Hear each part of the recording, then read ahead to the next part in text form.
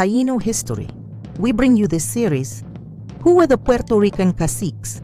We're going to explain to you how the Taino government and society was working when the Spanish came. We want you to understand how complicated this system was and how Spain managed to take control of Puerto Rico in a systematic way. In Puerto Rico, there was one main ruler, the Agüey Bana. An Agüey Bana was not just the leader of one small town, like some historians try to make it. An Agüey Bana was the leader of the whole island. His seat was in the region called Guainía, in what today is Lajas. But Lajas had its own cacique too. Under the command of the Agüey Bana, there were 8 great regional caciques. In the northwest was the great cacique Mayagua. Mayagua is a tree that grew a lot in that area, and they used it to build canoes and to make very strong ropes.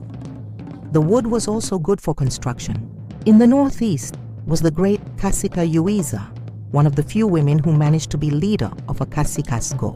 In the east was the great cacique and warrior Humacao, the same one who wrote to the King of Spain to tell him that the Spaniards were enslaving the indigenous people.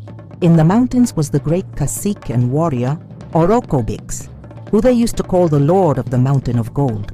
In the west was the great cacique and warrior Guarionex. His name means noble and brave, and he was one of the most recognized warriors on the island. In the center west was the great cacique Guaraca. In the center east was the great cacique Caguax. His name means the Lord of the Shells. In the south was the great cacique and warrior Maraguex. Each one of these 8 regional leaders had under their command many local caciques that made up the towns, or what they used to call cacicazgos. And those local caciques, they ruled over hundreds of neighborhoods that they used to call yucayeques. Each cacique of each cacicazgo was in charge of hundreds of yucayeques. Each yucayeque had its own regular cacique, and inside every yucayeque was the system of the nitainos. The nitainos were the nobles of the society. They were the war captains. They were the land administrators, and they were the ones who carried out the authority of the cacique. There were also the bejiques, the priests, the healers. There were also the astronomers, the guardians of the semis, and the ones who took care of the rituals. All of them were part of the nitainos.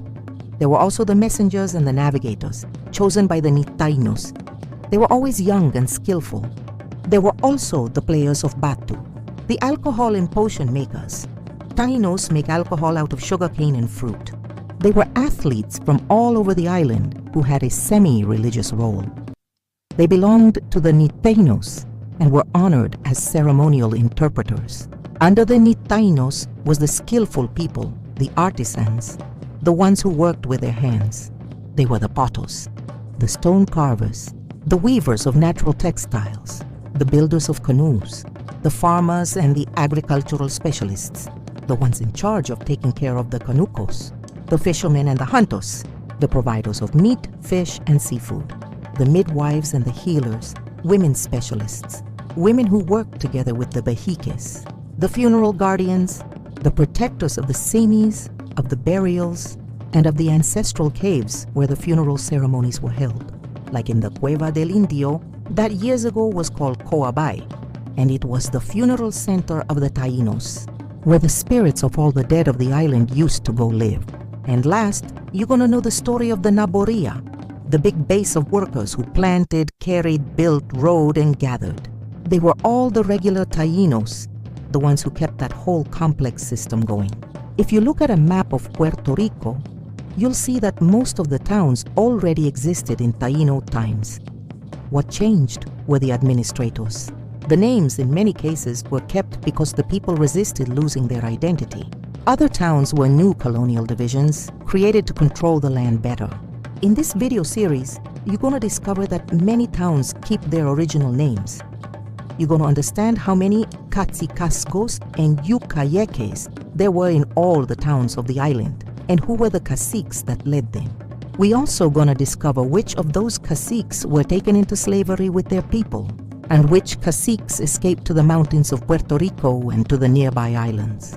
You're going to see it was very common to give the same name to the cacique, the river, and the cacicazgo. and these were based on events or things that happened in the town, like forests, animals, or natural resources. Learn more about your culture and follow us on the socials. On Facebook, you find us as Tradicion Oral de Puerto Rico. Follow us for part 2.